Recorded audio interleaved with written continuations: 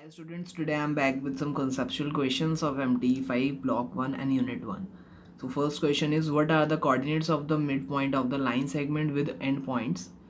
यानी कि एक लाइन सेगमेंट हमें गिवन है क्वेश्चन में which is a B in this case, और पॉइंट ए और पॉइंट बी के दोनों के ही कोऑर्डिनेट्स हमें पता है. पॉइंट ए के जो कोऑर्डिनेट्स हैं those are 5 and -4 and points B के कोऑर्डिनेट्स आर -3 एंड 2. तो इसमें स्टूडेंट्स डायरेक्टली हमें कोई रेशियो गिवन नहीं थी, तो रेशियो हमें खुद पता है, like if there is some mid point, तो मिड पॉइंट की जो रेशियो होती है वो उस लाइन को बाइसेक्ट करता है मिड पॉइंट. तो यानी कि दैट्स वाई जो मिड पॉइंट की रेशियो होती है दैट इज़ 1:1.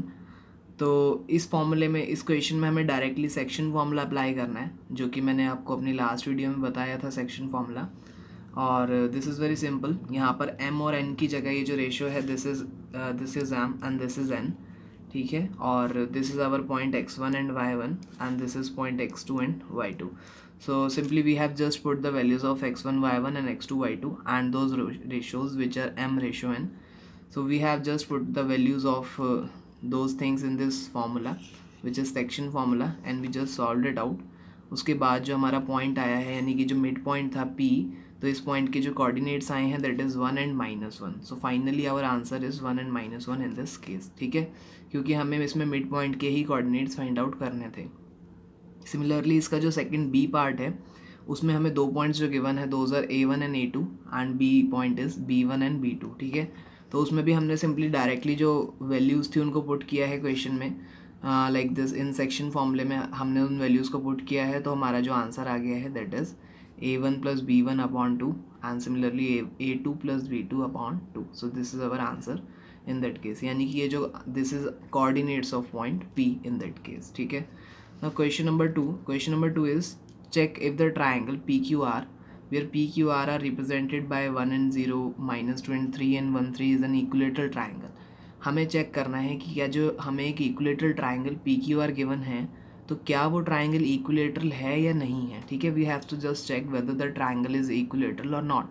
ठीक है, तो वी नो द कंडीशन कि जो इक्विलेटरल ट्राइंगल होता है, इक्विलेटरल ट्राइंगल की ऑल साइड्स आर इक्वल. ठीक है, तो हमने distance formula which I again told you in my last video, distance formula जो कि यहाँ पर मैंने मेंशन किया है, तो ये मैंने अपनी लास्ट वीडियो में आपको बताया था. तो हमने डायरेक्टली डिस्टेंस फार्मूला यहाँ पर अप्लाई किया है.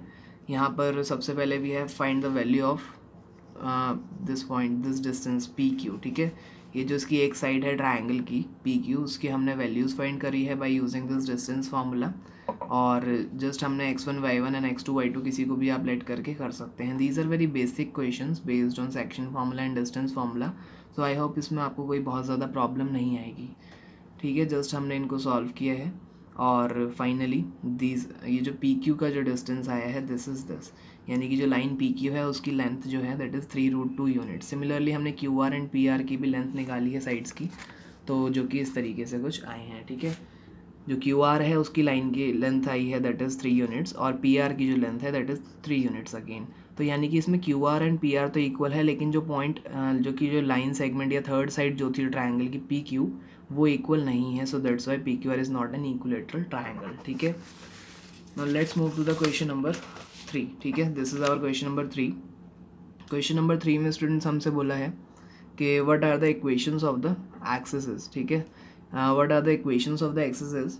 तो ये जो कि हमारी एक्सिस होती हैं, यानी कि x axis and y axis in our cartesian system, you know that horizontal one is x axis and this is y axis.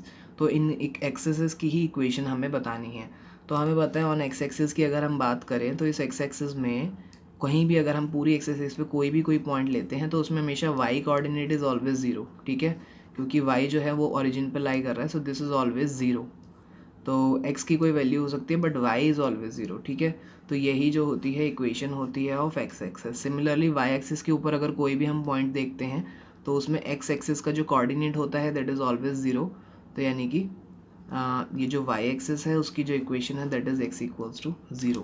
ठीक है, now question number 4, what are the equations of the line that cuts off an intercept 1 from the negative direction of the y axis and is inclined 120 degree to the x axis.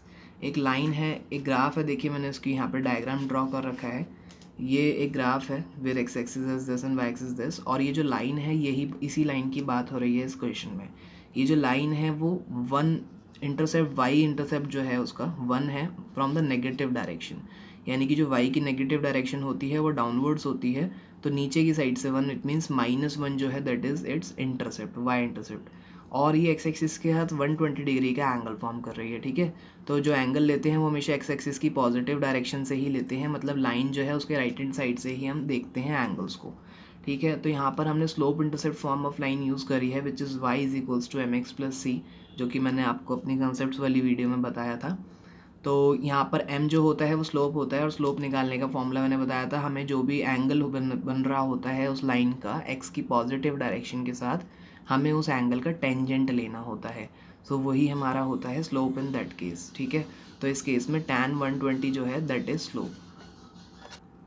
और secondly यहाँ पर जो c होता है, c हमारा y intercept को denote करता है, तो यहाँ पर जो c है दैट इज़ -1, जैसा कि हमें डायरेक्टली क्वेश्चन में ही गिवन था कि जो y इंटरसेप्ट है दैट इज़ -1, ठीक है।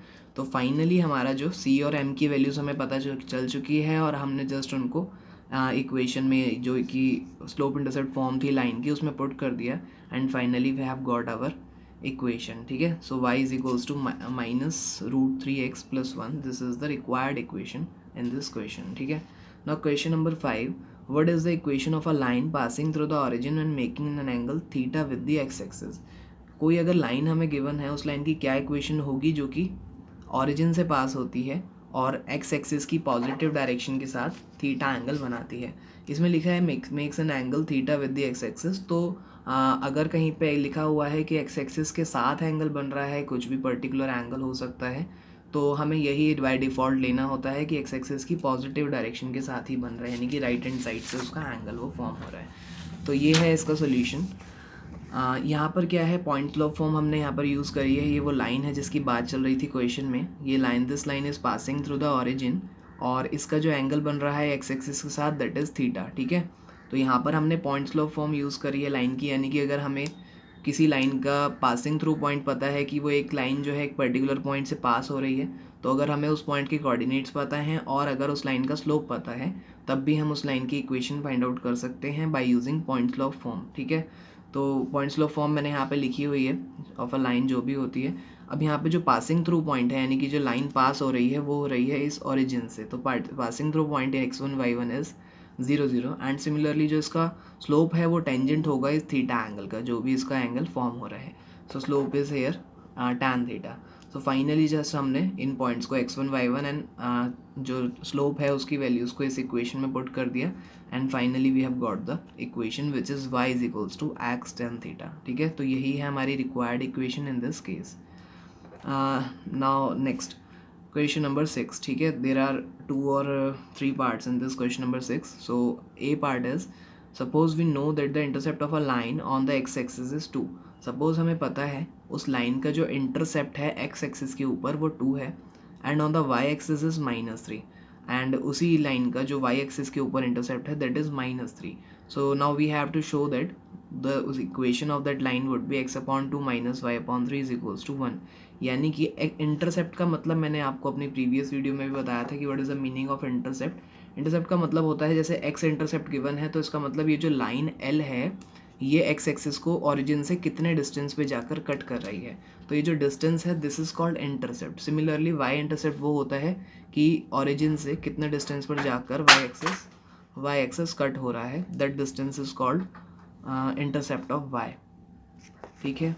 तो यहाँ पर इस इक्वेशन की हमें इस लाइन की हमें इक्वेशन बतानी थी। तो वैसे तो मैंने एक आपको डायरेक्ट फार्मूला भी बताया था अपनी लास्ट वीडियो में, which is x/a + y/b is equals to 1, लेकिन यहाँ पर हम डायरेक्टली फार्मूला अप्लाई नहीं करेंगे क्योंकि हमें यहाँ पर चीज़ों को प्रूव करना है, मतलब कि शो करनी है हमें चीज़ें।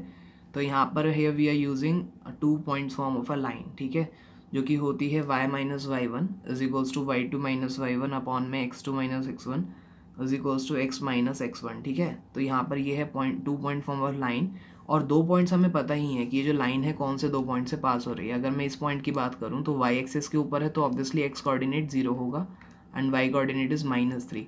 Similarly if we are talking about x axis तो इसके कोऑर्डिनेट्स होंगे 2 एंड 0, ठीक है। तो 2 पॉइंट्स हमें ये मिल चुके हैं, तो यहाँ पर हमने इसको x1 y1 एंड इस पॉइंट को x2 y2 लेट कर हमने जस्ट इस इक्वेशन में पुट कर दिया, and here we have got the required equation which we had to find in this question, ठीक है। तो y 2y is equals to 3x minus 6, this is our required equation जो कि हमें इसमें फाइंड आउट करनी थी, ठीक है। अब देखते हैं इसका b part, which is more generally if line L cuts off an intercept a on the x-axis and b on the y-axis, obviously they both are not equals to 0 and on y-axis, then show that its equation is, ठीक है। तो मतलब basically हमें ये show करना है कि अगर यही जो हमारा ऊपर फॉर्मूला था इसी को हमें प्रूव करना है, ठीक है। तो मतलब अगर ये कहा है कि अगर एक्स एक्सिस जो है वो a डिस्टेंस पर कट हो रही है ओरिजिन से, और जो y एक्सिस है that is being cut at the distance b from the origin, तो उस केस में जो उसका जो उस लाइन की इक्वेशन होगी वो ये होगी, ठीक है। ये हमें प्रूव करना है। तो सिंपली आपको कुछ नहीं करना, आपको पता है कि अगर कोई लाइन है, ठीक है, अगर कोई लाइन है तो अगर एक्स एक्सिस को वो a पॉइंट पे कट कर रही है तो उसके कोऑर्डिनेट्स हो जाएंगे a एंड 0, और अगर y एक्सिस को वो b डिस्टेंस पे कट कर रही है तो उसके कोऑर्डिनेट्स हो जाएंगे 0 एंड b। तो जस्ट आपको यही 2 पॉइंट फॉर्म जैसे हमने अभी ऊपर वाले पार्ट में यूज़ की थी, उसी 2 पॉइंट फॉर्म ऑफ लाइन को यूज़ करके सॉल्व करना है, ठीक है। और x1 y1 and x2 y2 की जगह आपको ये वाले पॉइंट्स लेट करके सॉल्व करना है, ठीक है। तो then you will get this equation. Now next question number 7, ठीक है। Question number 7 is find the distance of 1 1 from the line which has slope -1 and intercept 1/2 on the y axis. यानी कि हमें उस लाइन की इक्वेशन बतानी है, sorry not equation, I am so sorry, हमें इक्वेशन नहीं बतानी है इस क्वेश्चन में, हमें डिस्टेंस बताना है। हमें एक पॉइंट गिवन है विच इज़ 1 and 1, ठीक है। ये वाला हमें एक पॉइंट गिवन है जो कि यहाँ पर मैंने इस फिगर में मेंशन किया है, दिस इज़ अ पॉइंट। और एक हमें लाइन गिवन है जिसका स्लोप जो है दैट इज़ -1, ठीक है। इसका स्लोप -1 है और इसका इंटरसेप्ट जो है वाई एक्सिस पे, यानी कि जो वाई एक्सिस है ये वाली, तो इसको वाई एक्सिस पे ये 1/2 डिस्टेंस पे जाकर इस वाई एक्सिस को कट कर रही है लाइन, और स्लोप इज़ -1, ठीक है।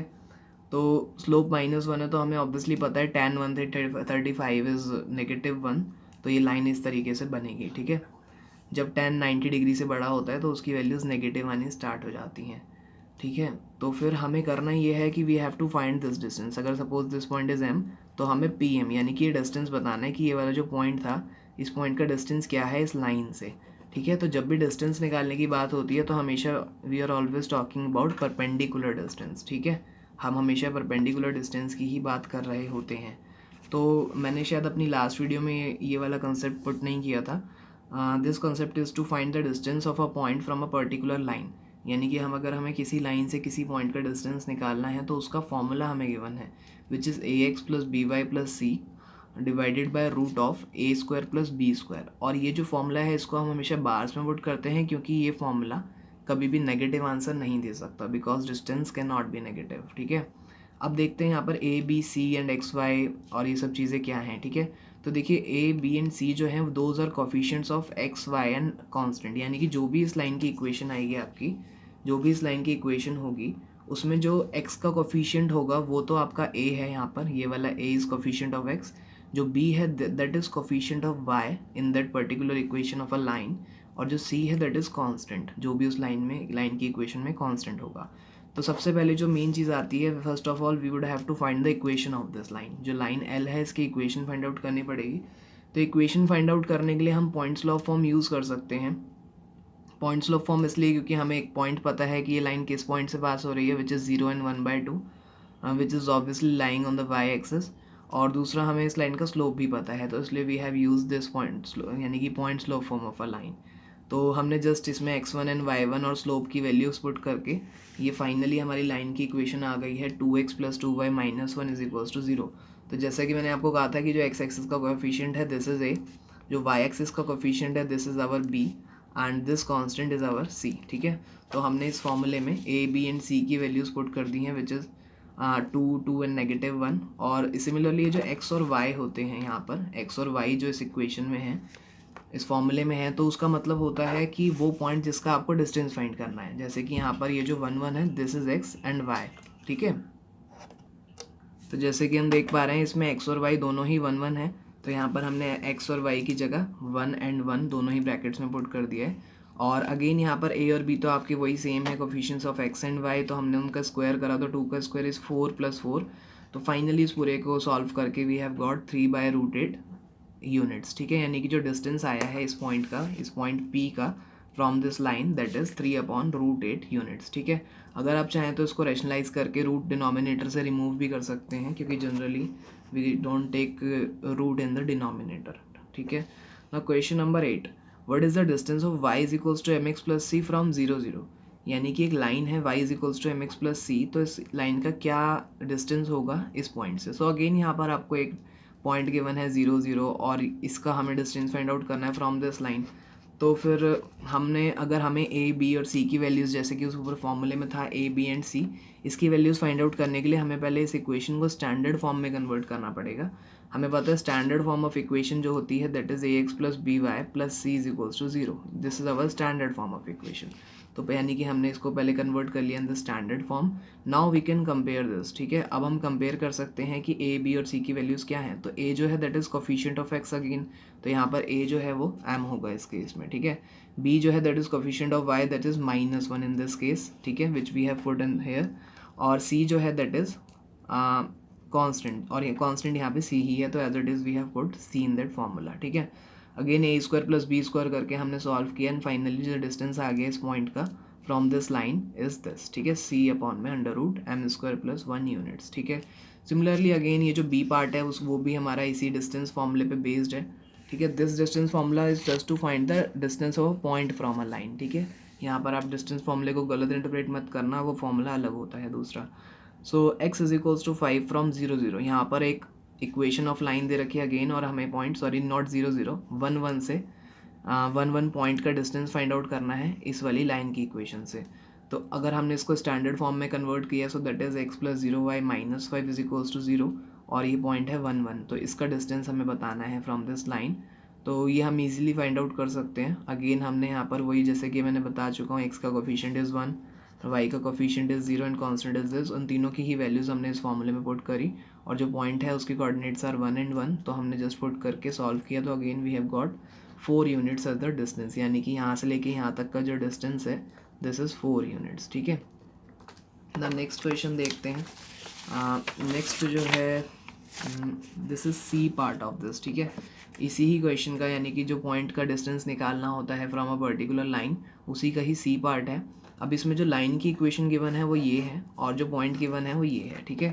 तो सपोज़ यहाँ पर देखिए, मैंने जैसे कि डायग्राम शो किया है आपको, ये लाइन है which is x cos alpha plus y sine alpha minus p is equals to 0, और हमें इस वाले पॉइंट का whose coordinates are cos alpha and sine alpha, इसका डिस्टेंस फाइंड आउट करना है फ्रॉम दिस लाइन, ठीक है।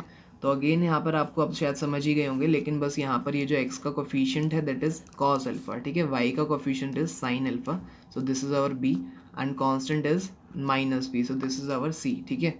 सिमिलरली जो x और y की वैल्यूज़ हमें फॉर्मूले में पुट करनी होती हैं वो x और y हमारा ये है।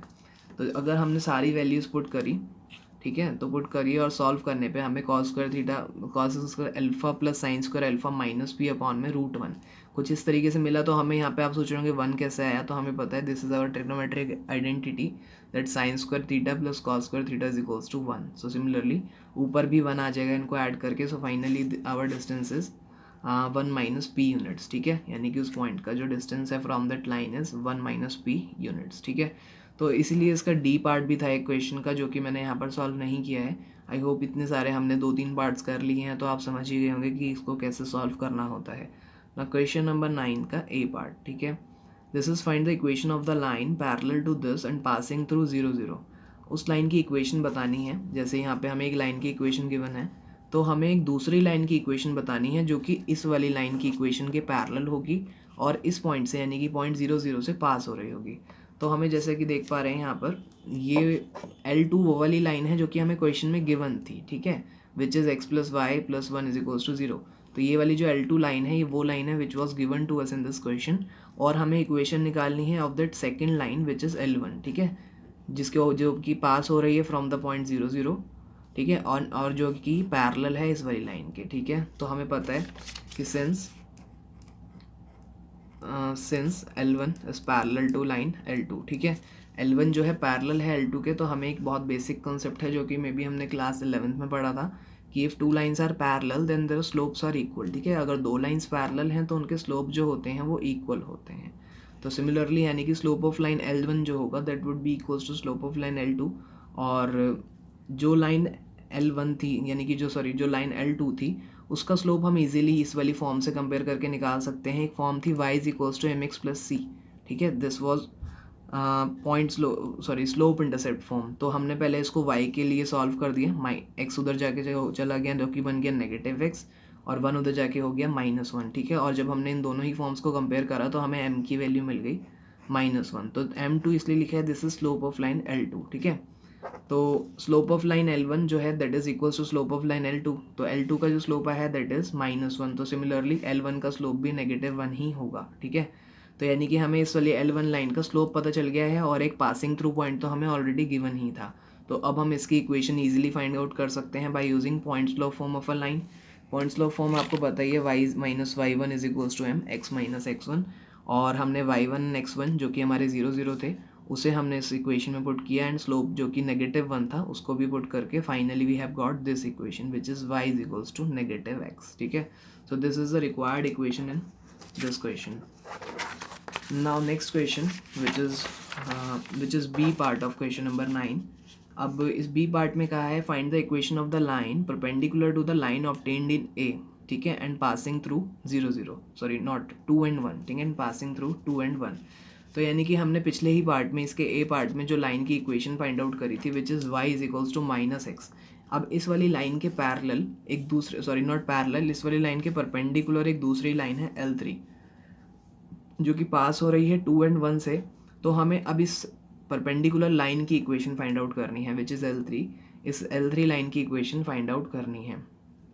अब इसकी इक्वेशन फाइंड आउट करने के लिए हमें पता है कि यहाँ पर L1 जो है that is perpendicular to L3, ठीक है। L1 जो है वो परपेंडिकुलर है L3 के। तो हम ये बात जानते हैं, 2 lines are perpendicular then the product of their slopes are -1, ठीक है, कि अगर 2 लाइन्स परपेंडिकुलर हैं तो उनका स्लोप्स का जो प्रोडक्ट होता है वो -1 होता है, ठीक है। तो यहाँ पर इसी तरीके से हम वो जो लाइन L3 है ऊपर जो मैंने मेंशन की है यहाँ पर इस वाली लाइन की, जिसकी अब हमें इस क्वेश्चन में इक्वेशन फाइंड आउट करनी है, उसका स्लोप जो आ गया वो हम इस तरीके से इस फॉर्मूले से फाइंड आउट कर सकते हैं।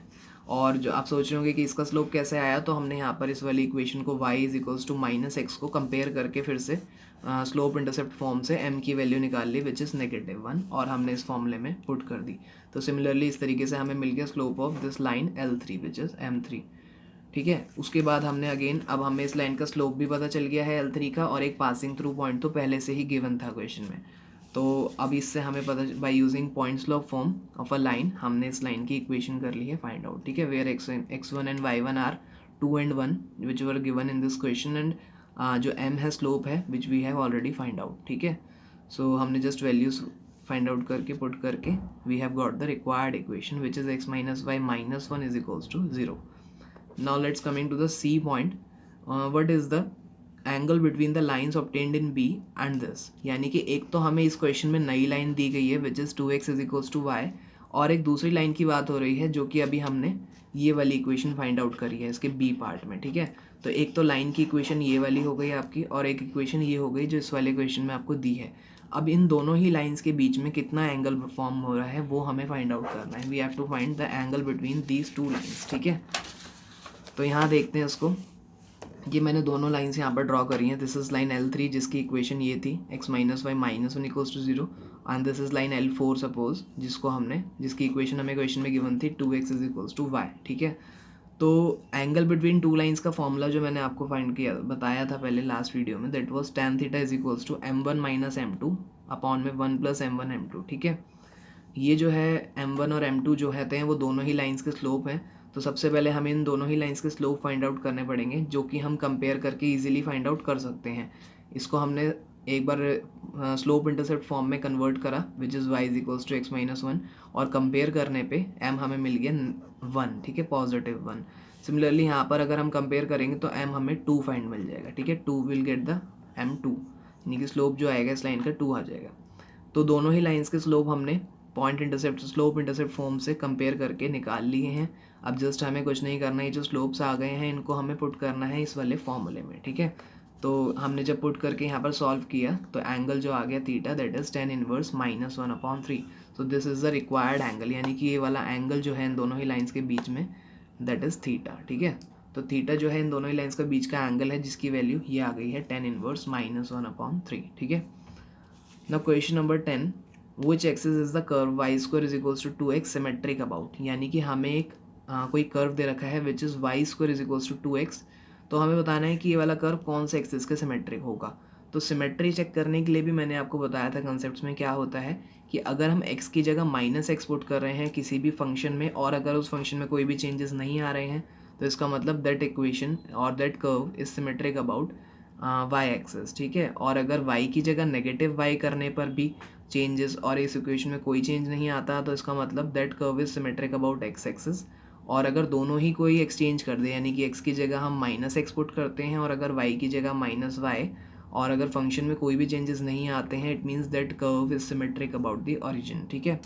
तो यहाँ पर हमें दिख रहा है कि अगर मैं y की जगह नेगेटिव y सब्सटीट्यूट करूँगा तो इस वाली पूरी फंक्शन में इस फंक्शन की इक्वेशन में कोई भी चेंजेस नहीं आएंगे क्योंकि y के ऊपर स्क्वायर है। तो अगर -y का स्क्वायर भी करते हैं तब भी हमें यही फंक्शन एज इट इज़ मिल जाएगा। तो इट मीन्स ये जो गिवन कर्व है that is symmetric about the x axes, ठीक है। ये जो कर्व होगा वो x एक्सिस के अबाउट सिमेट्रिक होगा, ठीक है। और नेक्स्ट हमसे पूछा था is it symmetric about the origin, तो ऑरिजिन के अबाउट ये सिमेट्रिक नहीं होगा क्योंकि -x अगर हम सब्सटीट्यूट करते हैं on the place of x then equation gets change, ठीक है। तो इक्वेशन में चेंजेस आ जाते हैं तो इसलिए वो that is not symmetric about the origin, ठीक है। Now question number 11, discuss the symmetries of the line y is equals to 2। अब हमें एक लाइन की इक्वेशन गिवन है और हमें इसकी सिमेट्री डिस्कस करनी है यानी कि हमें इसकी सिमेट्री के बारे में बताना है। तो वही है अगेन यहाँ पर अगर हम इस लाइन को एक स्टैंडर्ड फॉर्म में कन्वर्ट करें तो ये हो सकती है this line can be 0x, ठीक है। This can be 0x plus y is equals to 2, ठीक है। तो अब यहाँ पर x तो है ही नहीं, अब अगर x नहीं है तो उसकी जगह या तो हम -x पुट करें या पॉजिटिव x, उससे कोई भी चेंजेस नहीं आने वाले हैं इस पूरी ही इक्वेशन पे। तो यानी कि अगर हमने x की जगह नेगेटिव x भी सब्स्टिट्यूट कर दिया so there is no change in that equation, so it means this equation और this line is symmetric about y axis. ये जो लाइन होगी ये y एक्सेस के अबाउट सिमेट्रिक होगी। और वैसे हम देख भी सकते हैं कि अगर हम इसका ग्राफ बनाएं तो y1 y2 तो y की वैल्यू 2 पे इसका कर्व ऐसा बनेगा, ठीक है। तो ये जो लाइन है this is we can say this is symmetric about the y axes, ठीक है। Now next question which is question number 12, ठीक है। This is question number 12। Question number 12 में हमसे कहा है कि which of the curve in the figure, कुछ हमने 3-4 फिगर्स दे रखी हैं, हमें बताना है कि इनमें से कौन सा कर्व ऐसा है जो कि x एक्सिस के अबाउट सिमेट्रिक है and which of ones are the symmetric with respect to the origin, और इनमें से कौन से कर्व्स ऐसे हैं जो कि ऑरिजिन के रिस्पेक्ट में सिमेट्रिक हैं, ठीक है। तो हमें सिमेट्री चेक करनी है for x axis and for the origin. तो अगर हम बात करते हैं first of all first figure की, तो जैसे कि हम फर्स्ट पार्ट में देख सकते हैं इसमें एक हमें कोई इलिप्टिकल शेप दे रखी है। तो अगर हम इसको फोल्ड कर दें यानी कि ये जो ऊपर वाला पार्ट है ये वाला पार्ट, ये पूरा पार्ट अगर इसको हम इस साइड फोल्ड भी कर दें यानी कि x एक्सिस के अलॉन्ग इसको फोल्ड कर देते हैं तो ये अदर पार्ट को ओवरलैप कर लेगा, पूरा कवर कर लेगा। सो it means this is symmetric about the x axis. Similarly अगर हम मान लो इसको हमें चेक करना है whether this is symmetric about the origin और नॉट, तो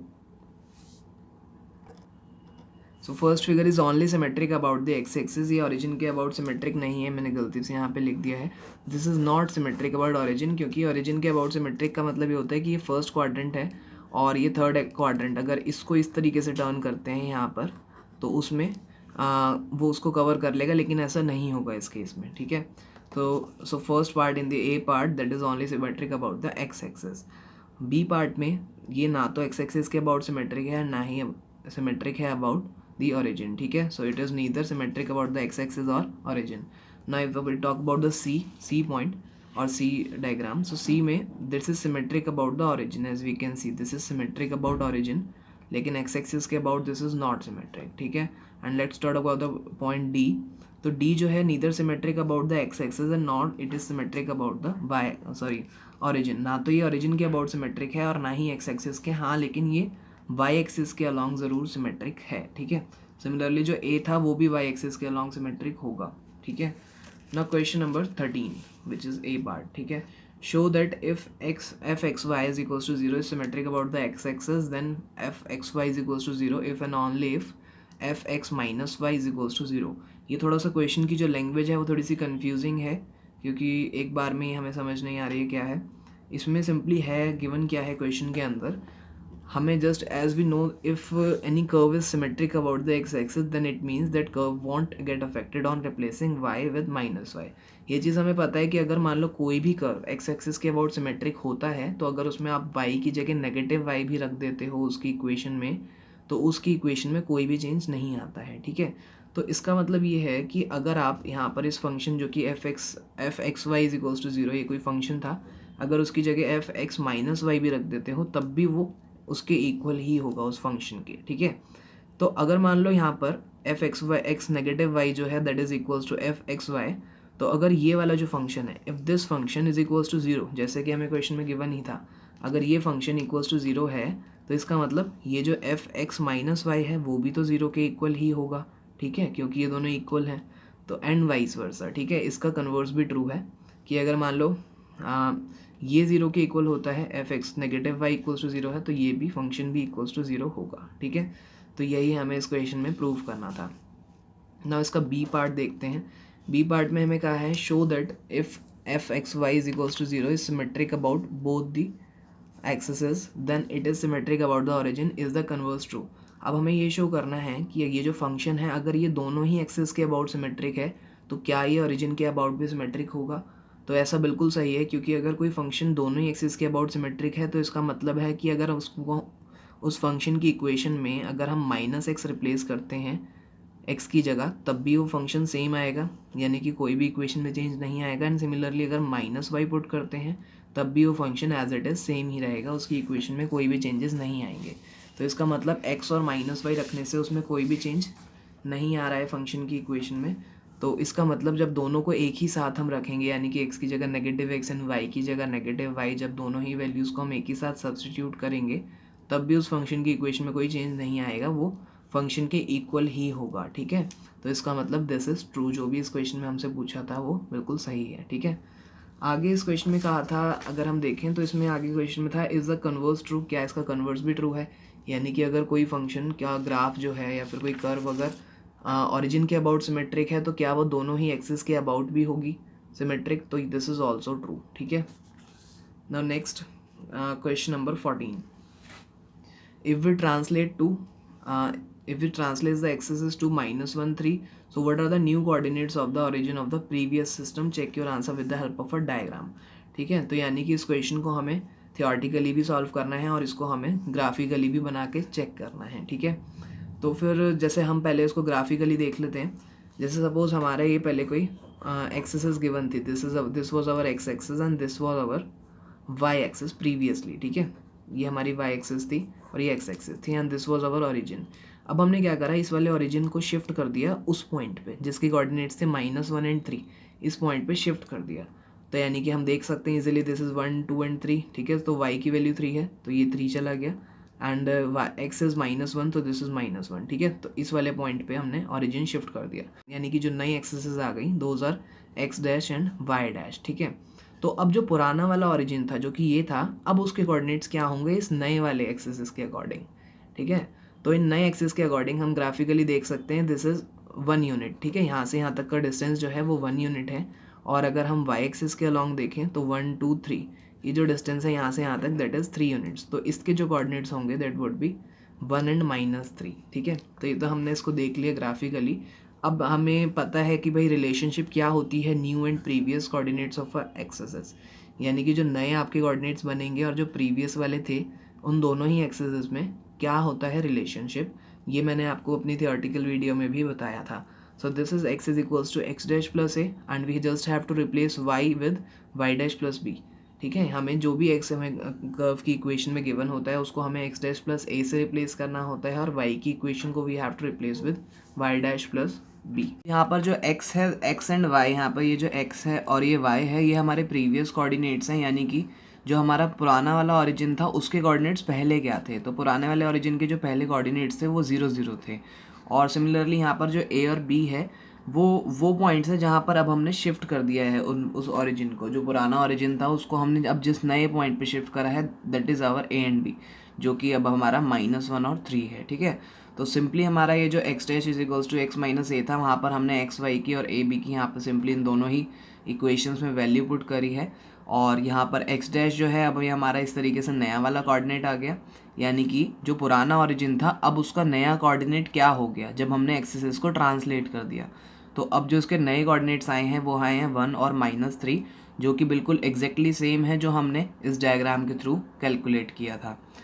ठीक है, now question number 15, transform the quadratic equation which is 5x² + 3y² + 20x - 12y + 17 = 0 to the parallel access. ठीक है, इसमें हमने ये किया है कि ये जो इक्वेशन गिवन है यानी कि क्वाड्रेटिक इक्वेशन, इसका कुछ ना कुछ कर्व बनेगा जब हम इसको ग्राफिकली रिप्रेजेंट करेंगे। तो हमने वहीं क्या है यहाँ पे जो ट्रांसलेट मतलब यहाँ पे जो एक्सेस थी उस कर्व की, उन एक्सेस को हमने ट्रांसलेट कर दिया है इस पर्टिकुलर पॉइंट पे विच इज़ -2 और 2। ठीक है, तो एक बार देख लेते हैं इसको भी। और इसका एक सेकंड पार्ट भी एक्चुअली विच इज़ जहाँ पर हमने एक्सेस को ट्रांसलेट करा है 1 और 1 पे, तो मैंने इसका सेकंड पॉइंट यहाँ पर सॉल्व किया है। और जैसे कि जो प्रोसीजर हमने सेकंड पॉइंट को सॉल्व करने में यूज़ किया है उसी सेम मेथड से आपको फर्स्ट पॉइंट भी इसका सॉल्व करना है। ठीक है, तो दोनों में से मैंने सिर्फ एक ही पॉइंट सॉल्व किया है।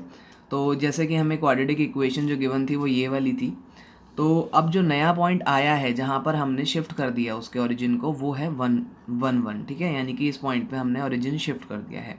तो हमें रिलेशन पता ही है, that is x = x' + 1 and y = y' + 1, यानी कि x' जो a आता है नया कोऑर्डिनेट वो 1 हो गया, और y के लिए भी जो दूसरा y कोऑर्डिनेट था जहाँ पे शिफ्ट किया है अभी दैट इज़ 1। ठीक है, तो इस तरीके से हमने कुछ नहीं करना, जो x था इक्वेशन के अंदर उसको रिप्लेस करना है x' + 1 से, और सिमिलरली जो y था इस इक्वेशन के अंदर we have to replace that y with y' + 1। ठीक है, तो सिमिलरली जैसा आप देख ही पा रहे हैं मैंने x और y को रिप्लेस करके इस पूरी इक्वेशन को सॉल्व किया है। तो फाइनली हमें जो इक्वेशन मिली है इस पूरे कर्व की that is 5x² + 3y' and so on. ठीक है, जैसे कि आप देख पा रहे हैं this is your transformed equation, यानी कि जब हमने इक्वेशन पूरे ग्राफ को ट्रांसफॉर्म किया उसके बाद जो इक्वेशन थी वो इस वाली इक्वेशन में कन्वर्ट हो गई है।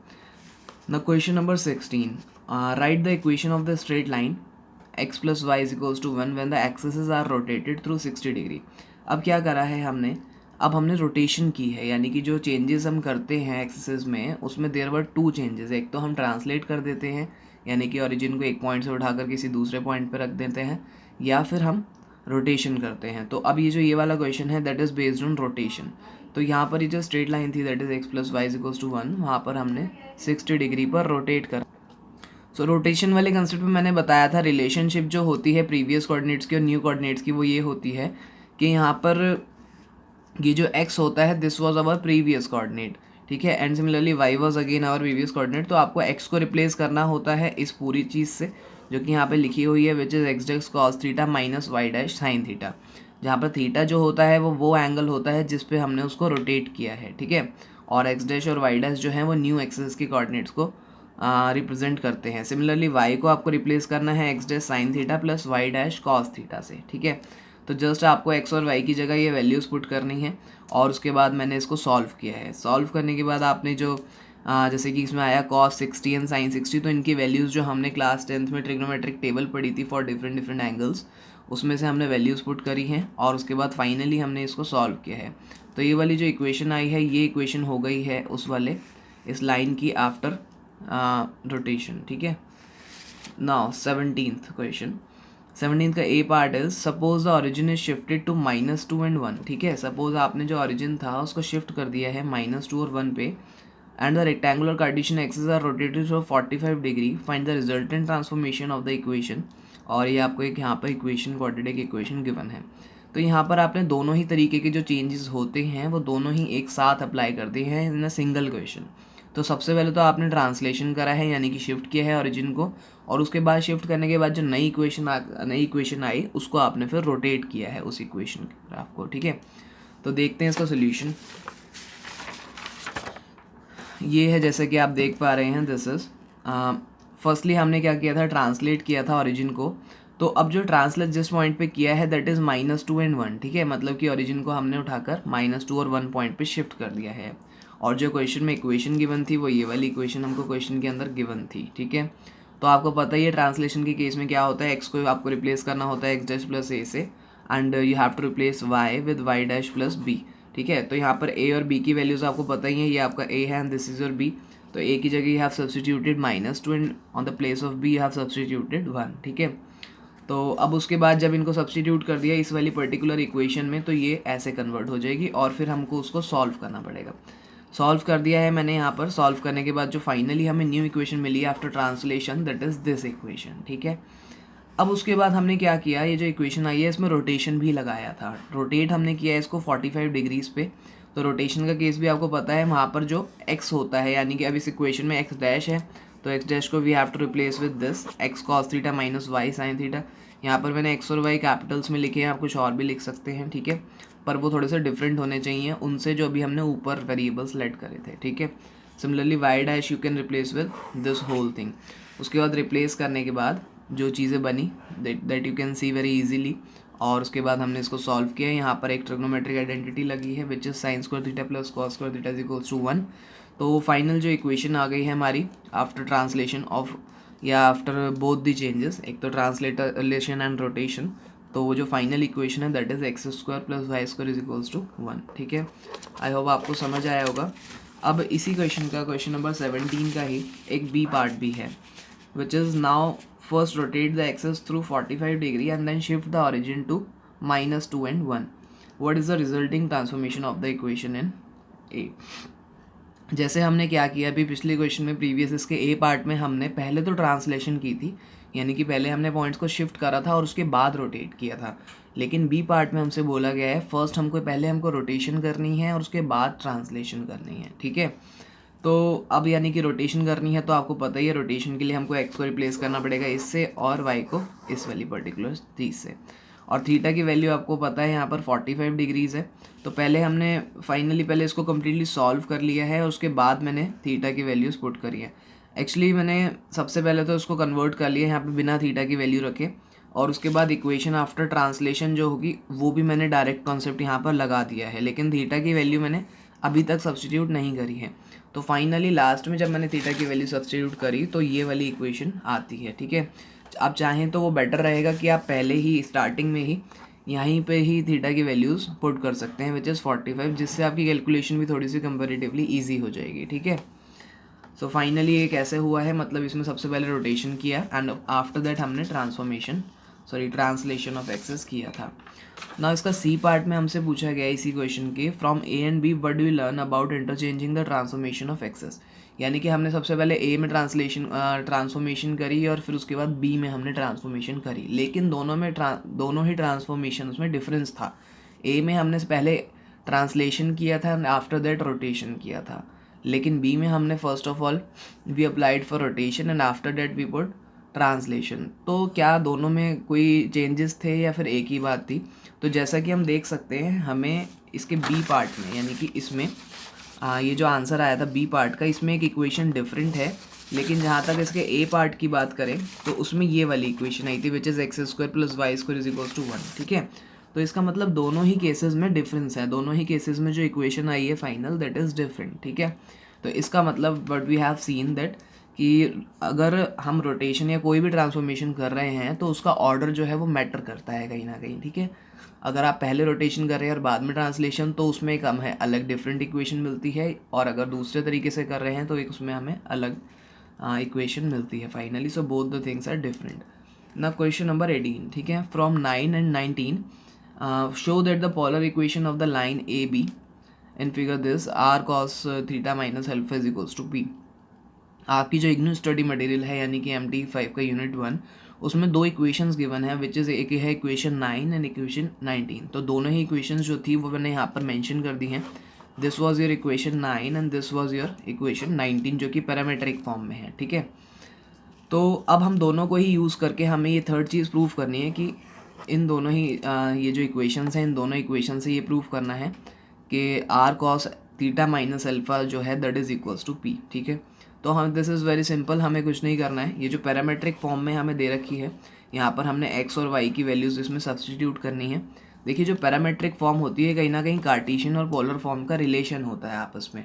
जो आपका एक्स और वाई है यहाँ पर ये कार्टेशियन फॉर्म में आते हैं आपकी, लेकिन जो r cos theta and r sine theta यानी कि बेसिकली आर और थीटा जहाँ आ जाता है that is your polar form, ठीक है।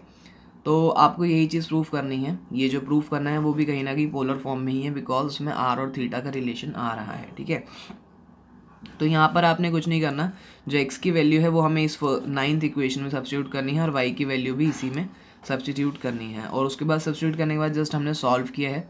यहाँ पर सॉल्व करते टाइम यहाँ पर एक आइडेंटिटी पुट होती है, विच इज़ आपको पता ही है कि cos a into cos b plus sine a and sine b, ठीक है। तो ये एक आइडेंटिटी होती है which is equals to cos a minus b, ठीक है। तो यहाँ पर हमने इस वाली आइडेंटिटी का यूज़ करके डायरेक्टली यहाँ से कॉस थीटा माइनस अल्फा लिख सकते हैं। सो फाइनली जो हमें लास्ट में रिजल्ट मिला, that is what we had to proof in this question, ठीक है। Now question number 19, draw the graph of the curve. हमें एक कर्व दे रखा है जो कि ऑब्वियसली पोलर फॉर्म में ही है, बिकॉज उसमें आर और थीटा आ रहा है एंड वेर आर है थीटा कैन वेरी, ठीक है।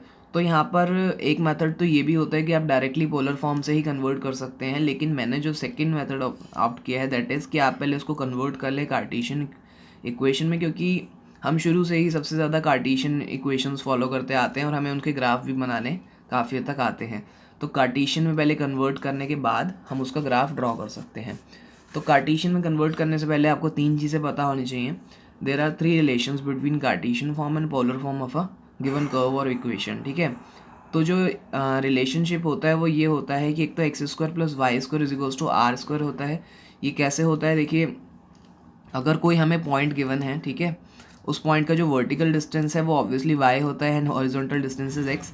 और अगर हम पोलर फॉर्म की बात करें तो मैंने आपको बताया था इन कॉन्सेप्ट्स में भी कि ये जो आर होता है ये मॉड्यूलस होता है, यानी कि इस लाइन का ऑरिजिन से इस पॉइंट का जो डिस्टेंस होता है उसको हम आर से रिप्रेजेंट करते हैं, which is called modulus of that polar curve, ठीक है।